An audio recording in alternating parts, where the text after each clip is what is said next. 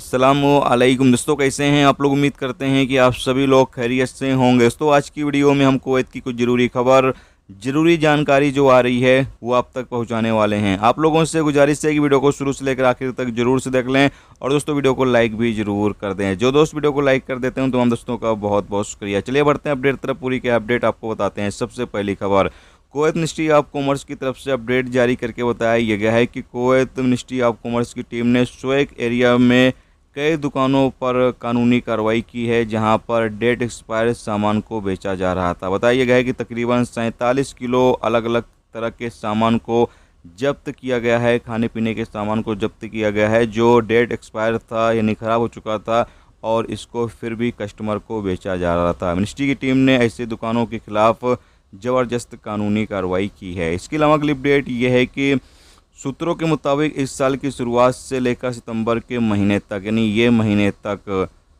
जो कुवैत के अंदर ट्रैफिक एक्सीडेंट हुए हैं उसके नतीजे में 225 कुवैती नागरिक और प्रवासियों की मौत हुई है, जबकि 4500 से ज़्यादा लोग जख्मी हुए हैं। और बताया गया है कि 120 प्रवासियों को कुवैत से डिपोर्ट भी कर दिया गया है एक्सीडेंट के नतीजे में, यानी कोई इनकी बड़ी गलती रही होगी जिसकी वजह से इनको कुवैत से डिपोर्ट भी कर दिया गया है। इसके अलावा अगली अपडेट ये है कि 2 शराबियों को कुवैत के अंदर पकड़ा गया जो शराब पीकर गाड़ी चला रहे थे और पुलिस वाले की गाड़ी को टक्कर मार देते हैं और ये लोग फिर वहां से भागने लगते हैं। पुलिस इनका पीछा करके बताया गया है कि इनको सबा अल सलेम के पास जाकर इनको पकड़ लेते हैं। इनके कब्जे से तकरीबन 14 शराब की बोतलें बरामद की गई हैं। इन लोगों को आगे अधिकारियों को सौंप दिया गया है जहां इनके खिलाफ आगे की कानूनी कार्रवाई की जाएगी।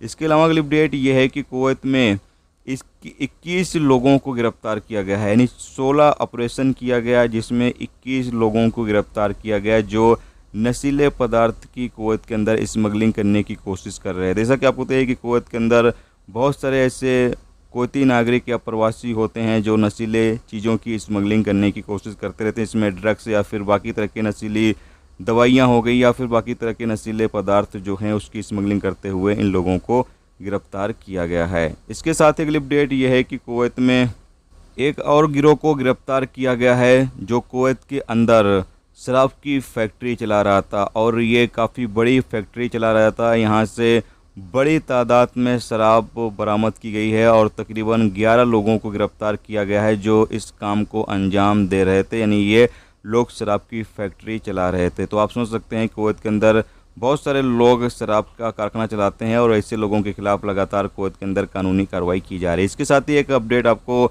देना चाहते हैं इराक के हवाले से। इराक में एक शादी हॉल में आग लगने से 120 लोगों की अब तक मौत हो चुकी है और 330 लोग से ज़्यादा बुरी तरीके से जख्मी हो गए हैं। जैसा कि आप सामने स्क्रीन पर इमेज या फिर वीडियो क्लिप के माध्यम से देख सकते हैं, काफ़ी भयंकर आग लगी थी। दोस्तों ये थी आज की कुछ ज़रूरी खबर, ज़रूरी जानकारी जो आप तक पहुंचा दी गई। उम्मीद करता हूं ये वीडियो, ये जानकारी आपको अच्छी लगी हो। अच्छी लगी है तो प्लीज़ दोस्तों वीडियो को लाइक करके ज़रूर जाएं, और जो दोस्त चैनल पर नए हैं उनसे गुजारिश है प्लीज़ चैनल को भी सब्सक्राइब जरूर कर लें। वीडियो देखने का दोस्तों बहुत बहुत शुक्रिया। मिलते हैं नेक्स्ट टॉपिक के साथ। जब तक रखिए अपना ख्याल रखिए। खुदा हाफिज़।